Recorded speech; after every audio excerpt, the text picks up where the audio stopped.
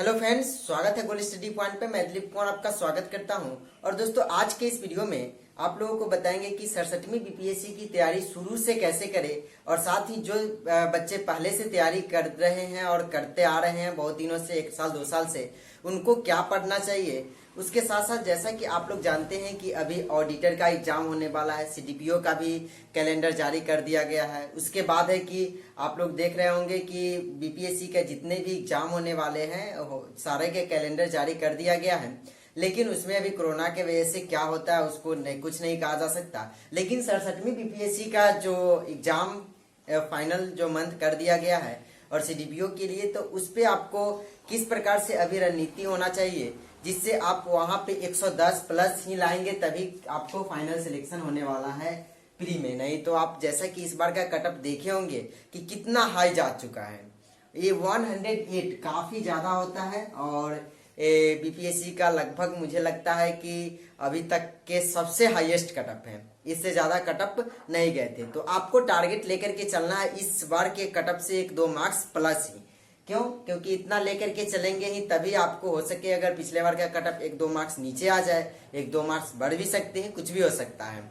तो वो तो खैर कटअप पे डिसाइड करता है, अलग वैकेंसी पे भी। तो सबसे पहले आपको ध्यान रखना है कि आपको इसमें 110 लेकर के चलना है कि मुझे 110 आना चाहिए, तभी आप प्री में सिलेक्शन ले सकते हैं। तो मैं आप लोगों को बुक लिस्ट भी बताऊंगा, साथ ही आपको इस बुक का रिव्यू भी दूंगा। आपको ये हिस्ट्री का है, दृष्टि का, और बहुत सारे यहाँ पे बुक है, करंट अफेयर्स का है। उसके बाद है कि कौन कौन से बुक आपको पढ़ना चाहिए। तो देखिए इस वीडियो को अंत तक, सारी डिटेल आप लोगों को अंत तक पता चलेंगे। तो चलिए दोस्तों, इस वीडियो को पहले शुरू करते हैं।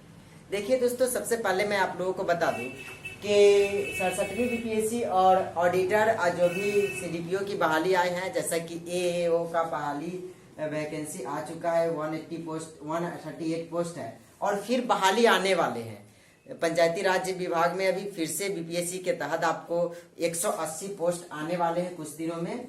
तो वो भी आपको जारी कर दिए जाएंगे, उसका क्या सिलेबस रहने वाला है। और जैसा कि आप लोग इसमें जानते हैं कि 67वीं बीपीएससी ऑडिटर और सीडीपीओ, उसके साथ साथ आपको जो एएओ का जो सिलेबस है प्री का, सारे का सेम है।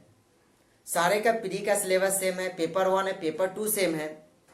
तो आपको पेपर 1 पेपर 2 सेम है। भले ही आपको 67वीं बीपीएससी में ऑप्शनल चेंज हो जाएंगे, मतलब किसी का ऑप्शनल अलग होगा, किसी का ऑप्शनल अलग अलग होगा। जैसे कि इसमें ऑडिटर वाले में भी आपको ऑप्शनल अलग अलग हो सकते हैं, लेकिन 4 गो ऑप्शनल है उसी में से।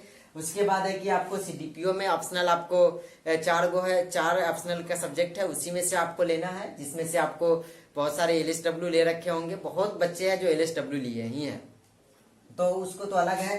तो मैं प्री की मैं बात कर रहा हूँ इसमें, मेंस की नहीं। प्री के साथ साथ आपको मेंस की भी तैयारी करते चलना चाहिए। तो देखिए, सबसे पहले मैं आप लोगों को बता दूं कि जैसा कि आप लोग जानते हैं कि अगर प्रीवियस ईयर क्वेश्चन भी देखे होंगे या एग्जाम भी अगर दिए होंगे, तो उसमें आप देख रहे होंगे एक चीज कॉमन, कि आपको 110 के आसपास जो क्वेश्चन होते हैं वो आपको एवरेज क्वेश्चन होते हैं, जिसको आपको कंफ्यूजन के वजह से आपको इसमें कुछ गलत कर लेते हैं।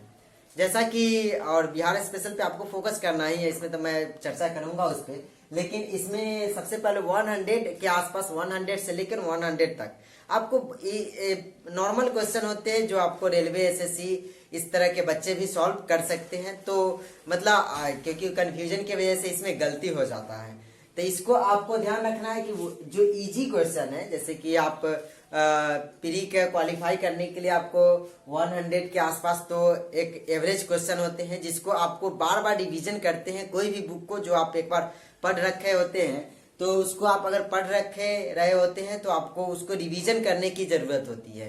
क्योंकि रिवीजन करने से गलती करके आ जाते हैं, जो कंफ्यूजन की वजह से जो आपको फाइनल जो प्री में सिलेक्शन होता है उसमें दिक्कतें हो जाती है। तो इसलिए आपको ध्यान रखना है। जैसा कि मैंने हिस्ट्री का बुक के बताया था कि हिस्ट्री में आपको घटना चक्र प्री के लिए पढ़ सकते हैं, प्रीवियस ईयर का आता है, जो मैं आपको थोड़ा सा दिखा दूं कि यहाँ पे हिस्ट्री का घटना चक्र है, इसको आप पढ़ सकते हैं।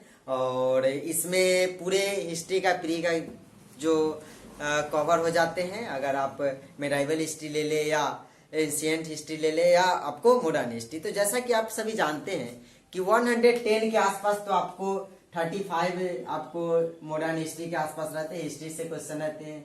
35 आपको करंट अफेयर्स रहते हैं, और 30 से 35 के आसपास आपको इसमें क्या हो गया, बिहार स्पेशल रहते हैं। तो आपको 10 नंबर का आपको मैथ रहता है। तो टोटल ऐड करेंगे तो आपको कितना हो रहा है, आप देख रहे होंगे 110 हो जाता है।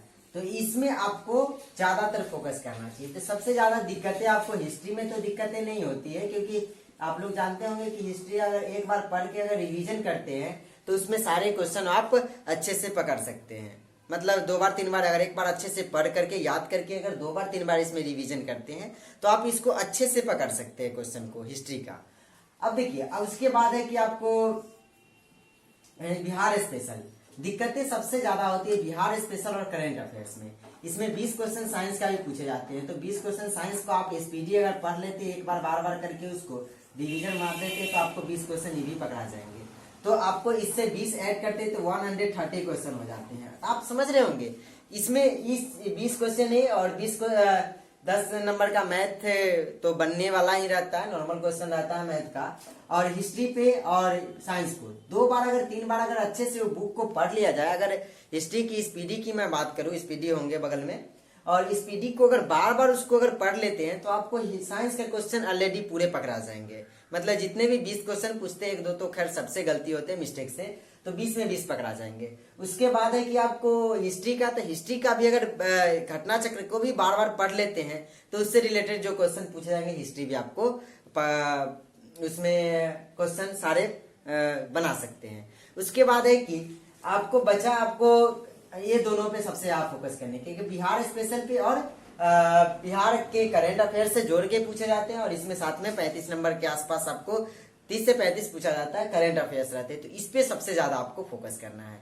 अगर सिलेक्शन लेना है तो आपको इस दोनों सेक्शन को आप छोड़ नहीं सकते।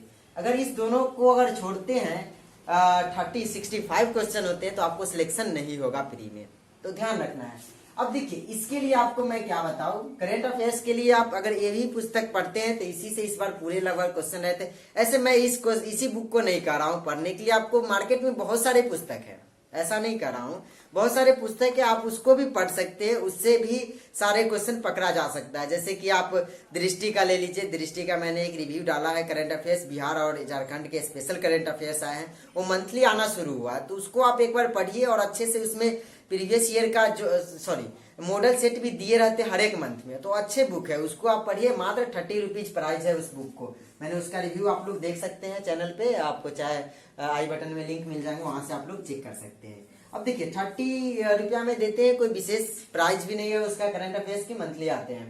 उसमें पढ़ने पे आपको क्या होगा कि मेंस ओरिएंटेड क्वेश्चन आप उसको सॉल्व कर सकते हैं, बिहार से रिलेटेड या करंट अफेयर्स से रिलेटेड। समझ गए होंगे, दृष्टि का एक खासियत होते हैं। अब देखिए यहाँ पे मैं बात करूं, आपको मैथ आप बना ही सकते हैं, तो इसको अब बिहार स्पेशल के लिए आपको कौन सी पुस्तक पढ़ना चाहिए। देखिए बिहार स्पेशल के लिए बहुत सारे आपको बोलेंगे कि इम्तियाज अहमद पढ़ लीजिए, बहुत अलग अलग पब्लिकेशन का घटना चक्र बोलेंगे, ऐसे है पुस्तक आपको मार्केट में। लेकिन मैं आपको बताऊंगा केवीसी नैनो की एक पुस्तक आती है, जो आपको केवीसी मैं बता दूंगा, उसका रिव्यू आ रहा है कुछ दिनों में, तो पुस्तक का आपका रिव्यू डाल दूंगा इस चैनल पे। केवीसी नैनो का एक पुस्तक आती है बिहार एक समग्र करके, वो मेंस ओरिएंटेड बुक है। तो आपको क्या करना चाहिए कि अगर बिहार स्पेशल की पुस्तक पढ़ रहे हैं तो उसको आपको पढ़ना चाहिए मेंस ओरिएंटेड। क्यों? क्योंकि मेंस से रिलेटेड क्वेश्चन आपको मेंस में जो क्वेश्चन पूछे जाते हैं तो बिहार को जोड़ करके क्वेश्चन पूछे जाते हैं। तो बिहार के आप अगर पूरा एकदम डीपली नहीं नॉलेज है तो आपको ये सब क्वेश्चन है जो कुछ क्वेश्चन नहीं बन पाते हैं बिहार स्पेशल का, तो आप समझ गए होंगे। करंट अफेयर्स की मैं बात करूं तो करंट अफेयर्स में अगर इसमें 35 क्वेश्चन आते हैं तो इसमें बहुत सारे 25 भी बना लेते हैं ना, तो सिलेक्शन हो जाता है। लेकिन ऐसा रहता है उसमें कंफ्यूजन ही होते रहता है। इसीलिए आपको कोई भी पुस्तक पढ़ रहे हैं तो उसको बार बार रिवीजन करना चाहिए, बार बार जितना बार हो सके। करंट अफेयर्स का जितना बार हो सके, अगर ईयरली है आपके पास तो ईयरली करंट अफेयर्स को जितना बार हो सके। जैसे कि ये पुस्तक है, इसमें मैं बात करूं तो इसमें कुल 124 पेज है, 124 पेज है। तो एक दिन में बैठेंगे तो 124, 2 दिन में आपको 124 पेज खत्म हो जाएंगे ऑलरेडी। क्योंकि पहला बार में तो आपको 5 से 10 दिन, 5 के मतलब किसी को 10 दिन लगेंगे, किसी को 5 दिन लगेंगे, किसी को कम समय भी लगेंगे। तो एक पहला बार में तो आपको उतने समय लगेंगे, लेकिन अगर मैं बात करूं जो मतलब दूसरा बार में तो आप 1-2 दिन में खत्म कर देंगे। पहला अब बार बार जब रिवीजन करेंगे तो 1 दिन में खत्म कर देंगे। इस तरह से आपको पहला बार में आपको 10-20% क्वेश्चन याद हो जाएंगे, दूसरा बार में आपको फिर बढ़ जाएंगे, तीसरा बार में फिर बढ़ जाएंगे, चौथा बार में फिर बढ़ जाएंगे। अब क्या होते, एक चीज सभी गलती क्या करते हैं कि सब हार्ड क्वेश्चन को जो देखते हैं बीपीएससी में उस पर ज्यादा फोकस करने लगते हैं। तो आपको उस पर फोकस नहीं करना चाहिए। क्या है कि जैसे कि जो क्वेश्चन पूछे जाते हैं इस चीज को आपको ध्यान में रखते हुए चलना चाहिए कि आपको जो क्वेश्चन आ रहा है, जो हल्का क्वेश्चन है, उसमें से गलती नहीं होना चाहिए। उसको अगर सही कर लेते हैं, जैसे कि आप किसी भी एग्जाम में देख रहे होंगे कि एवरेज क्वेश्चन जो 70% के आसपास जो क्वेश्चन रहते हैं, जो नॉर्मल क्वेश्चन रहते हैं, जो हर एक एग्जाम में बार बार रिपीट होते रहते हैं, इधर से घुमा करके उधर, उधर से घुमा करके उधर पूछ दिए जाते हैं। तो उसको क्या है कि उसको ऐसा करना है, इतना बार पढ़ना, इतना बार रिवीजन करना है कि उसको आपको गलती नहीं होने देना है। उसके बाद अब रहा जो क्वेश्चन 30% रहते हैं, तो 30% में ही जो 10% कर लेते हैं उसको सिलेक्शन ऑलरेडी हो जाते हैं। किसी भी एग्जाम में देखिए आपको 75% से 70%, 75 से 80% जिसको मार्क्स आते हैं किसी भी एग्जाम में हो, या आप यूपीएससी ले लीजिए, या यूपीएससी का तो खैर कम ही जाता है, लेकिन रेलवे ले लीजिए, एसएससी ले लीजिए, या किसी भी एग्जाम में यूपीएससी ले लीजिए, सभी में आपको इतना % पे सिलेक्शन हो ही जाते हैं। तो इस चीजों को आपको ध्यान रखना है। तो मिलते हैं एक नए वीडियोज में।